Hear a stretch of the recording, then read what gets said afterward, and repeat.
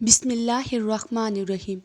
حارث بن حشام نامی ایک شخص نے حضرت صلی اللہ علیہ وآلہ وسلم سے سوال کیا تھا کہ حضور، آپ پر وحی کیسے نازل ہوتی ہے؟ آپ صلی اللہ علیہ وآلہ وسلم نے فرمایا کہ وحی نازل ہوتے وقت کبھی مجھ کو گھنٹی کی سی آواز محسوس ہوتی ہے اور وحی کی یہی کیفیت مجھ پر بہت شاق گزرتی ہے۔ جب یہ کیفیت ختم ہوتی ہے تو میرے دل و دماغ پر اس فرشتے کے ذریعے نازل شدہ وحی محفوظ ہو جاتی ہے، اور کسی وقت ایسا ہوتا ہے کہ فرشتہ بشکل انسان میرے پاس آتا ہے اور مجھ سے کلام کرتا ہے، پس میں اس کا کہا ہوا یاد رکھ لیتا ہوں۔ حضرت عائشہ رضی اللہ تعالی عنہا کا بیان ہے کہ میں نے سخت کڑاکے کی سردی میں حضرت صلی اللہ علیہ وآلہ وسلم کو دیکھا ہے کہ آپ صلی اللہ علیہ وآلہ وسلم پر وحی نازل ہوئی، اور جب اس کا سلسلہ موقوف ہوا تو آپ صلی اللہ علیہ وآلہ وسلم کی پیشانی پسینے سے شرابور تھی۔ صحیح بخاری احادیث نمبر 2۔ حضرت صلی اللہ علیہ وآلہ وسلم پر وحی کا ابتدائی دور اچھے سچے پاکیزہ خوابوں سے شروع ہوا۔ آپ خواب میں جو کچھ دیکھتے وہ صبح کی روشنی کی طرح صحیح اور سچا ثابت ہوتا۔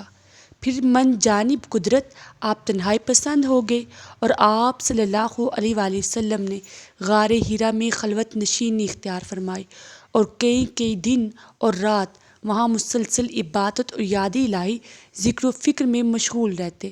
جب تک گھر آنے کو دل نہ چاہتا توشہ ہمراہ لیے ہوئے وہاں رہتے۔ توشہ ختم ہونے پر ہی اہلیہ محترمہ حضرت خدیجہ رضی اللہ تعالیٰ عنہا کے پاس تشریف لاتے اور کچھ توشہ ہمراہ لے کر پھر وہاں جا کر خلوت گزیں ہو جاتے۔ یہی طریقہ جاری رہا یہاں تک کہ آپ پر حق منکشف ہو گیا اور آپ غار حرا ہی میں قیام پذیر تھے کہ اچانک حضرت جبرائیل علیہ السلام آپ کے پاس حاضر ہوئے اور کہنے لگے کہ اے محمد پڑھو۔ آپ فرماتے ہیں کہ میں نے کہا کہ میں پڑھنا نہیں جانتا۔ آپ صلی اللہ علیہ وآلہ وسلم فرماتے ہیں کہ فرشتے مجھے پکڑ کر اتنے زور سے بھینچا کہ میری طاقت جواب دے گئی، پھر مجھے چھوڑ کر کہا کہ پڑھو۔ میں نے پھر وہی جواب دیا کہ میں پڑھا ہوا نہیں ہوں۔ اس فرشتے نے مجھ کو نہایت ہی زور سے بھینچا کہ مجھ کو سخت تکلیف محسوس ہوئی۔ پھر اس نے کہا کہ پڑھ۔ میں نے کہا میں پڑھا ہوا نہیں ہوں۔ فرشتے نے تیسری بار مجھ کو پکڑا اور تیسری مرتبہ پھر مجھ کو بھینچا، پھر مجھے چھوڑ دیا اور کہنے لگا کہ پڑھو اپنے رب کے نام سے جس نے پیدا کیا اور انسان کو خون کی پھٹکی سے بنایا۔ پڑھو اور آپ کا رب بہت ہی مہربانیاں کرنے والا ہے۔ بس یہی آیتیں آپ حضرت جبرائیل علیہ السلام سے سن کر اس حال میں غار حرا سے واپس ہوئے کہ آپ کا دل اس انوکھے واقعے سے کانپ رہا تھا۔ آپ حضرت خدیجہ کے ہاں تشریف لائے اور فرمایا کہ مجھے کمبل اڑا دو، مجھے کمبل اڑا دو۔ لوگوں نے آپ کو کمبل اڑا دیا۔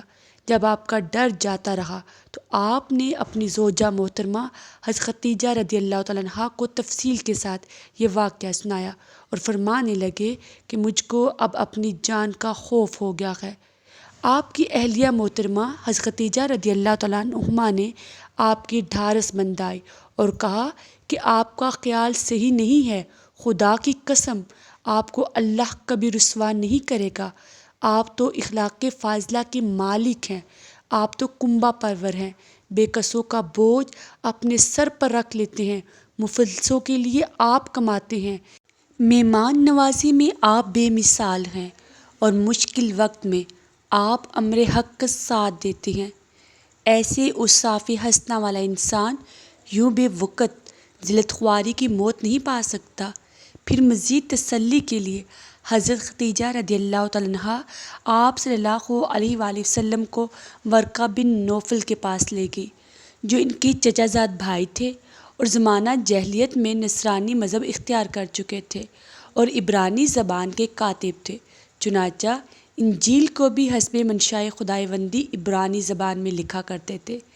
انجیل سریانی زبان میں نازل ہوئی تھی، پھر اس کا ترجمہ عبرانی زبان میں ہوا۔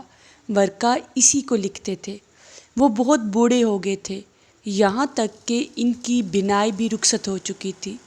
حضرت خدیجہ رضی اللہ تعالیٰ عنہا نے ان کے سامنے آپ کے حالات بیان کیے اور کہا کہ اے چچا زاد بھائی، اپنے بھتیجے محمد صلی اللہ علیہ وآلہ وسلم کی زبانی ذرا ان کی کیفیت سن لیجیے۔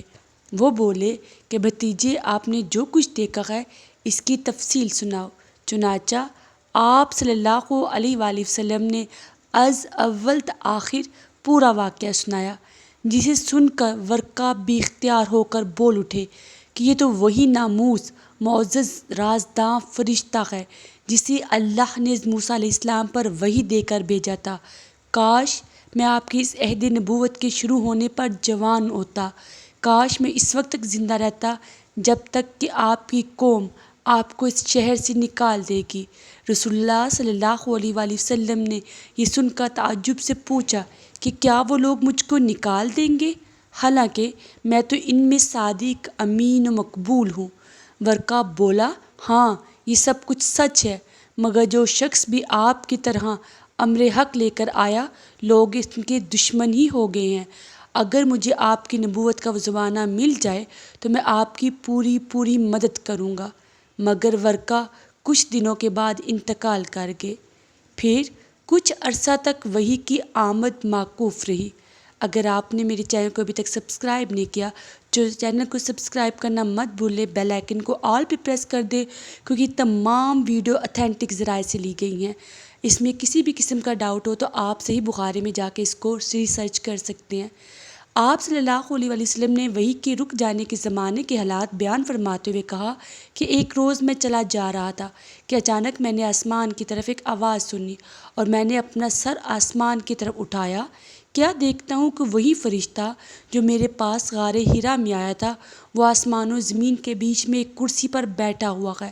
میں اس سے ڈر گیا اور گھر آنے پر میں نے پھر کمبل اوڑھنے کی خواہش ظاہر کی۔ اس وقت اللہ پاک کی طرف سے یہ آیت نازل ہوئی، اے لحاف اوڑھ کر لیٹنے والے، اٹھ کھڑا ہو اور لوگوں کو عذاب الہی سے ڈرا، اور اپنے رب کی بڑائی بیان کر، اور اپنے کپڑوں کو پاک صاف رکھ اور گندگی سے دور رہ۔ اس کے بعد وہی تیزی کے ساتھ بے در پہ آنے لگی۔ اس حدیث کو یحییٰ بن بکیر کے علاوہ لیث بن سعد سے عبداللہ بن یوسف اور ابو صالح نے بھی روایت کیا ہے، اور عقیل کے علاوہ زہری سے ہلال بن رواد نے بھی روایت کیا ہے۔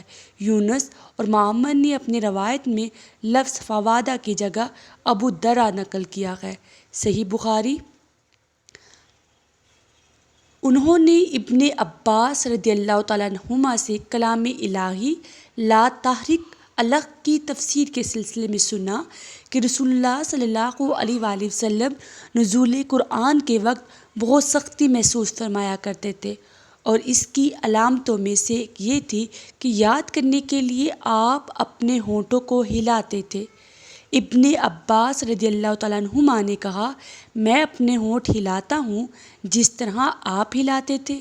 سعید کہتے ہیں، میں بھی اپنے ہونٹ ہلاتا ہوں جس طرح ابن عباس رضی اللہ تعالیٰ عنہما کو میں نے ہلاتے دیکھا۔ پھر انہوں نے اپنے ہونٹ ہلائے۔ ابن عباس رضی اللہ تعالیٰ عنہما نے کہا، پھر یہ آیت اتری کہ اے محمد، قرآن کو جلد جلد یاد کرنے کے لیے اپنی زبان نہ ہلاؤ، اس کا جمع کر دینا اور پڑھا دینا ہمارا ذمہ ہے۔ حضرت ابن عباس رضی اللہ تعالیٰ عنہما کہتے ہیں، یعنی قرآن آپ صلی اللہ علیہ وآلہ وسلم کے دل میں جمع دینا اور پڑھا دینا ہمارے ذمہ ہے۔ پھر جب ہم پڑھ چکے تو اس پڑھے ہوئے کی اتباع کرو۔ ابن عباس رضی اللہ تعالیٰ عنہما فرماتے ہیں، اس کا مطلب یہ ہے کہ آپ کو اس کو خاموشی کے ساتھ سنتے رہو، اس کے بعد مطلب سمجھا دینا ہمارے ذمہ ہے۔ پھر یقیناً یہ ہماری ذمہ داری ہے کہ آپ اس کو پڑھو، یعنی اس کو محفوظ کر سکو۔ چنانچہ اس کے بعد جب آپ کے پاس حضرت جبرائیل علیہ السلام وحی لے کر آتے تو آپ توجہ سے سنتے، جب وہ چلے جاتے تو رسول اللہ صلی اللہ علیہ وآلہ وسلم اس وحی کو اسی طرح پڑھتے جس طرح حضرت جبرائیل علیہ السلام نے اسے پڑھا تھا۔ صحیح بخاری، حدیث نمبر 5۔ اس طرح کے مزید اسلامک واقعات اتھینٹک ذرائع سے حاصل کی گئے واقعات کو جاننے کے لیے سبسکرائب کریں۔ زندگی بدلے۔ جزاک اللہ خیرہ۔